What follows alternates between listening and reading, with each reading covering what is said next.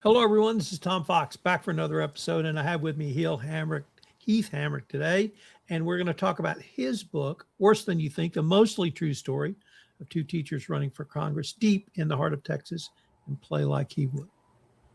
Okay. How you doing, Tom? Good. Heath, could you tell us your professional background? Well, short and sweet, I'm an educator. That's my professional background from a family of Texas high school coaches and teachers going back two generations. I've been an educator for over 20 years here in Texas. Um, So it may be short and sweet, but there's a lot in there. One, you're an educator, means you're a teacher. Two, you are a coach. And three, I'm going to assume from that you've lived around small towns. A good part of your career, you may have lived in a big town and coached in a big city, but it's kind of all of the things that make Texas one of the greatest places to live, I think. yeah, I've been just about everywhere in Texas, small towns, big cities, down in the valley to over to central Texas. That's kind of the story of being a particularly football coach's family. You wind up moving around a bit. So your work is rooted in storytelling, but with a lot of heart and authenticity. What inspired you to write Play Like You Would and Worse Than You Think? Well, in both cases, it's just being in the right spot at the right time. Play like you would, um, being able to witness my father, who is a Texas high school football coach. In fact, he is back on the field this year, stepping out of retirement to work with my younger brother, who is now a head coach, but he's going back to work to coach this year. I think this was his first week back. But being in that position to watch him, to watch him with students, to watch him with players, and then unfortunately also being in a position of being in a small town at the year a young player tragically died on the field. So just being in a position to witness and then talk about it later.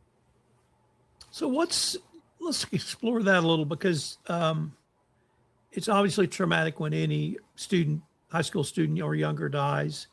It is particularly traumatic in a small town where everybody knows everybody, or you know somebody who knows everybody. And then when you overlay it with football, it brings another level that has brought the town closer because of the football team and may even bring it closer again after the tragedy. How did that event really impact you? Well, first off, it's just not supposed to happen. That's the most tragedies, especially involving young. It's just not supposed to happen, and that's what strikes people, especially if you're young at the time. So if you're talking about a friend, if you're talking about a classmate, so that's the initial impact. Is this is not how things are supposed to happen. And then as you age, um, it becomes too easy to use your imagination and wonder and fear if something would happen to someone you love or a family member or a friend. And just it becomes a little bit more introspective. So you get the range of emotions um, from this experience because this event happened over 20 years ago. So I had that experience of feeling it as a young man and now feeling it as someone with a family of my own and who has also seen students I have taught pass. Um, it's a little bit of a banquet of emotion that I wouldn't recommend to anybody, but it does bring a lot of different aspects to the story. Well, certainly the man or person you were 20 years ago is not the man you are now. And you obviously had life experiences, as you mentioned, a family and all of those things. Can you maybe compare the emotions you had 20 years ago to how you think about it now? You talked about introspection, you talked about thinking about your own family, and all of those, I think, are things that we as men, young men going to fathers, experience at some point. Yeah, I don't know how you could be a father and not see or hear or experience a young person's death without having that thought of what if this was my own? What if this was my son, my daughter? whatever. I don't know how you do that, but it is interesting when I wrote this story. When I set it down, then come up with it. When I set it down, when I recorded it, I was a young man, and I wrote a young man's story, and then pulled it out of the closet 20 years later with some of those new feelings involved, much closer to what, for instance, my father would have felt as the coach. And I think that was probably the more of the key of getting it published was it needed some time and some introspection. Although I will say that I made the choice not to go back to re-interview all the players that I interviewed when they were 18, 19 years old. I made the choice not to go back to re-interview them now because it felt wrong somehow. It felt like their experiences right when it happened was a little bit more honest, a little bit more truthful than going back to ask them 20 years later and see. It'd be interesting to see what the changes would have been, but it felt slightly less truthful to do that. So I think that was I'm interested in seeing, as I've contacted some of them, letting those books coming out and over the months. They all have families of their own now. And I hope, while they'll probably read it and they'll have heart pangs, I hope a lot of them read it and there might be a little smile for, the young men they were and the stories that they remember. I hope there's some of that to it as well. I'd like to explore football coaches in the great state of Texas with you a little bit. Obviously, Texas football coaching culture, and maybe all coaching culture, is iconic in our state. But what does it really represent beyond the sports in a local community? What it should represent, and what it does, especially in small towns, and I think this remains true, is a football coach is a surrogate father, and that's our surrogate big brother or both.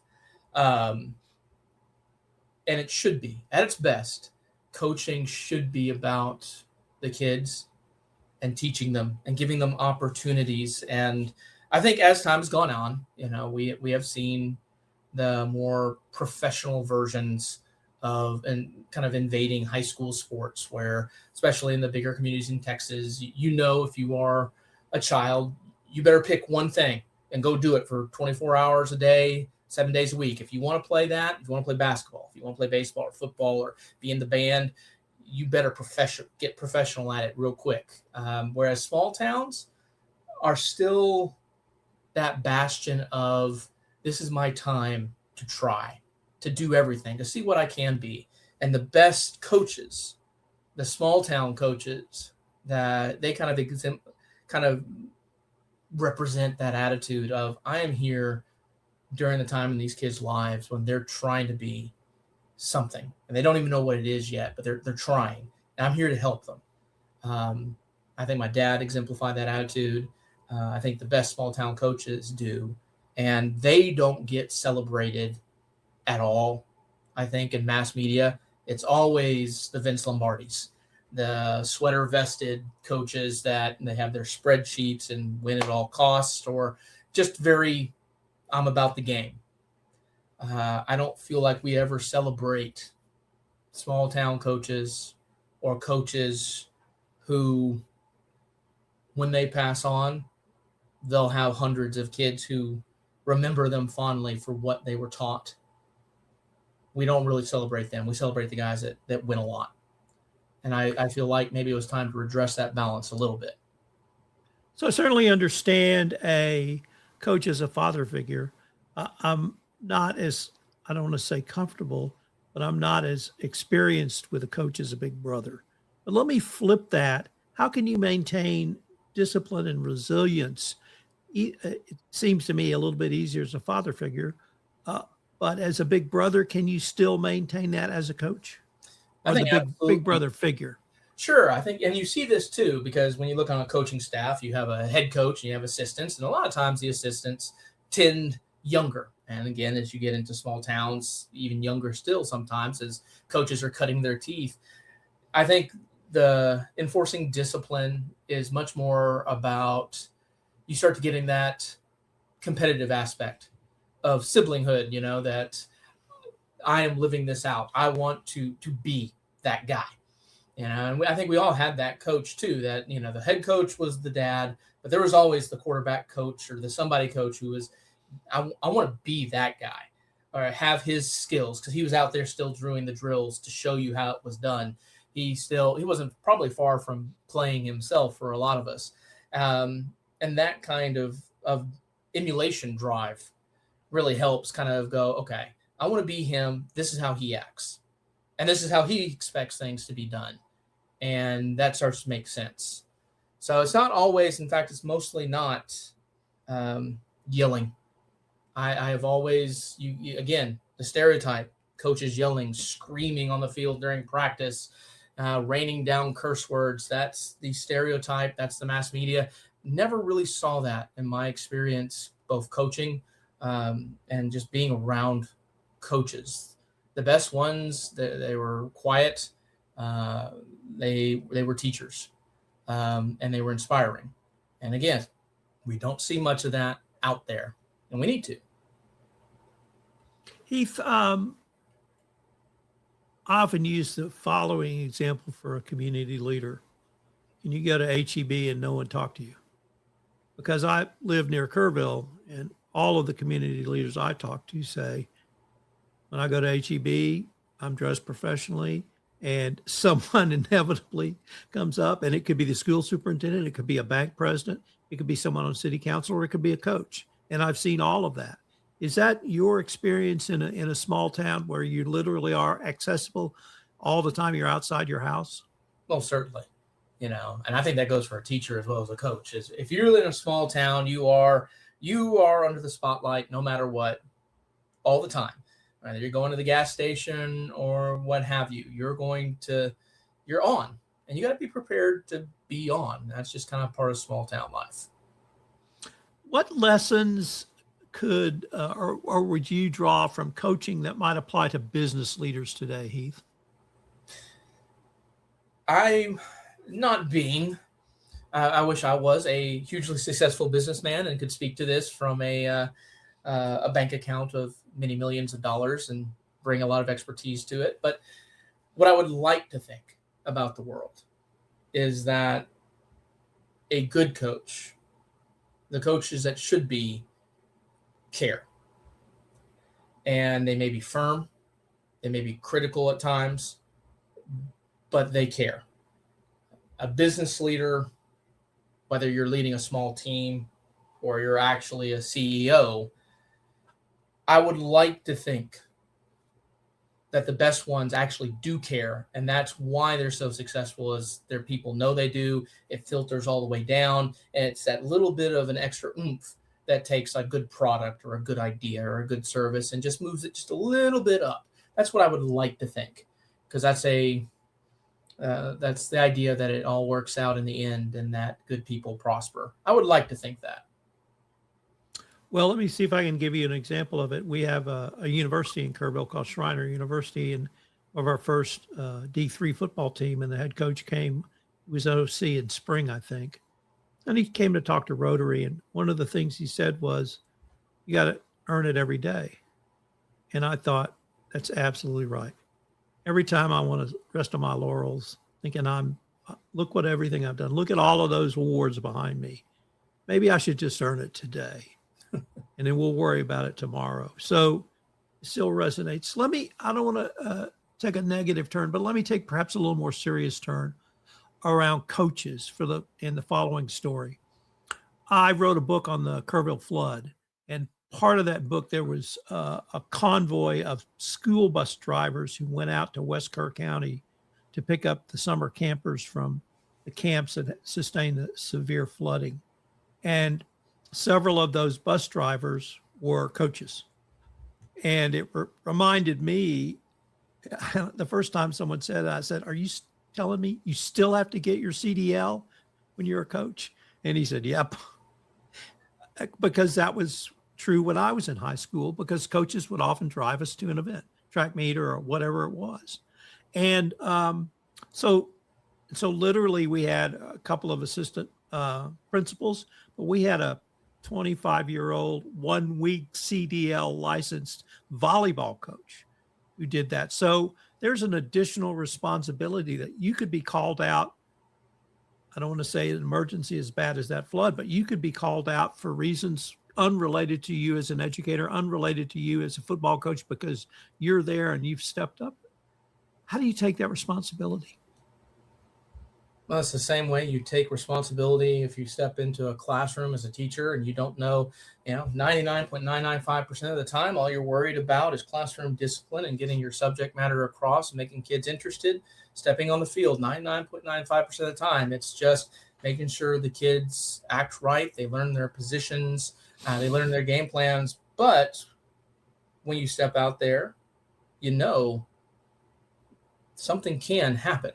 And unfortunately for all of us, I think this is just humans. I think most of us have been through that situation where the normal became very quickly extraordinary, and we just had to deal with it. And I think coaches and teachers probably, maybe more so than others, it happens. Whether it's someone gets heat stroke and that turns scary, whether there's an injury on the field, whether it's a medical condition no one knew about. Like, for instance, the player who died, that Play Like He Would is based on a condition of an enlarged heart that no one knew about, couldn't really, you have to be looking for it to find it, and no one would in a young man that age at that time. And in the classroom, same thing with abuse, things like that as an educator, you don't really want for it to be part of your job, but it is. And if you're confronted with it, you have, how you take that responsibility, I don't know how to answer that, because you have to. You're there. You're in the spot, and you can't shirk it.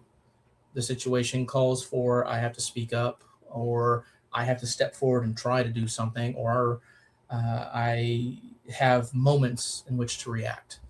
You do it because you're there. We've got a section in our outline entitled Educators Who Change Lives. Well, my parents were teachers, so I could probably talk about that forever. But what are some of the qualities that you think make the educator so unforgettable to, I guess I wouldn't say junior high, I would say middle school or high school student? I think there are two that appeal to most people. If you go back and ask, about your favorite teacher or your favorite coach, there are two things that usually stick out. One is it's the educator or the coach who takes something that you had zero interest in, and all of a sudden you're interested in it. Just the passion of the subject, and they're getting through to you about it in ways that you're like, I never cared about this before, and all of a sudden I do, and that throws a switch. More often, I think with coaches especially, it's when the educator sees you as, you feel for the first time that you're not a cog in the machine. The educator sees you as a person. And it can be as simple as the first time they ask a question about, hey, how was the soccer game? And you've never talked about soccer with them. And it's not part of the conversation. They just know. In a small town, they know, they ask. They didn't have to ask, but they did. And I think it's that. It's a combination of those two things. It's one, the person being good at what they do, good enough at what they do that you're surprised by it and taken in by it, and you've learned something. But more than that, it's the educator who has surprised you because all of a sudden you feel like they see you, the person, the individual, not the grade in a spreadsheet. So by the time I was in high school, I was running track full time. And the time I went out to the track to run, which is around the football stadium, I was getting ready to hit the track, and I hear someone yelling my name. And I turn around and look, it was the head coach and athletic director. And I thought, he knows who I am. I couldn't believe it. And it was just that. He wanted me to do something. He knew my name, and he asked me to help him out. It was move the trash or something like that.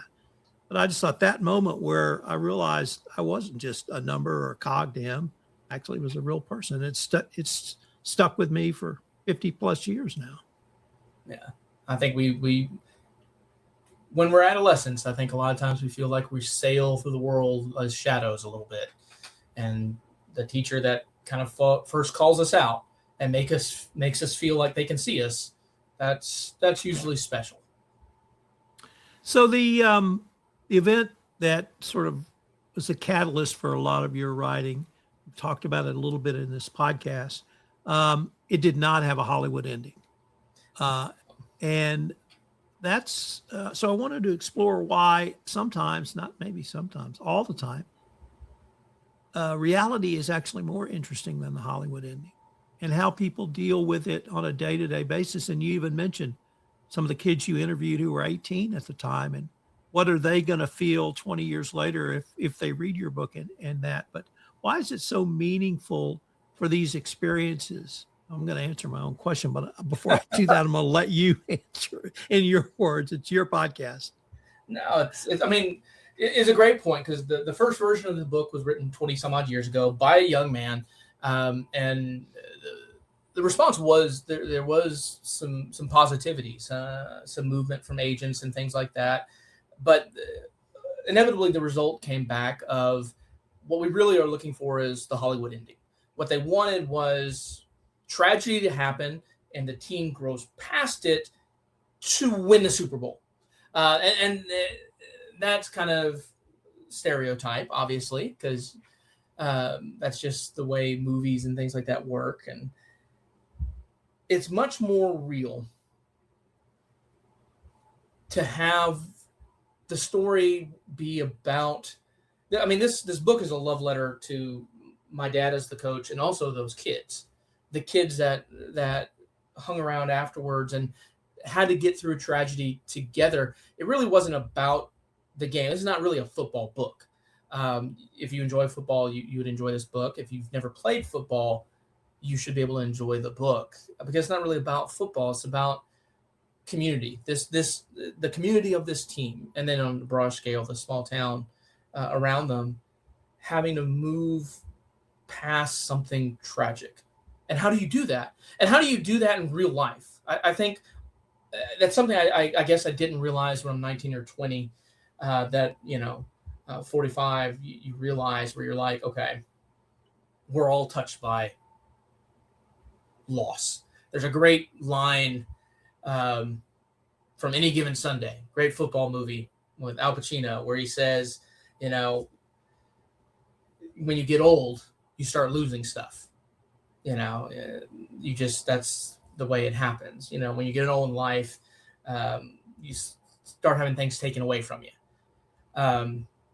And that was in my head as I'm writing this book, is if that's the truth we all deal with, it's familiar for all of us.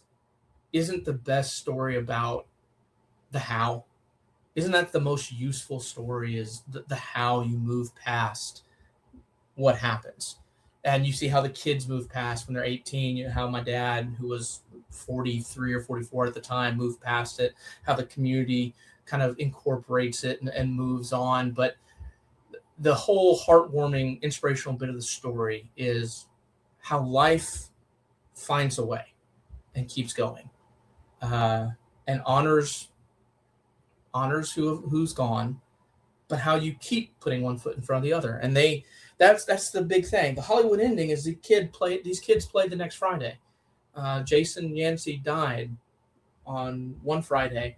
The very next Friday, they buried him in the morning and played that night, and they won. And that's neither here nor there that they actually won that game, but it's the fact that they played and they made the decision, like, no, we have to do this. He would have wanted, and that's the story. That's the heartwarming moment, is that micro minute, that micro time, that week. It's really just that week to make that decision that we don't stop what we're doing. We honor what came before, but we keep going. And that, it spoke to me again when I pulled it out of the closet 20 years later. Maybe I needed that pep talk from myself at that time of my life.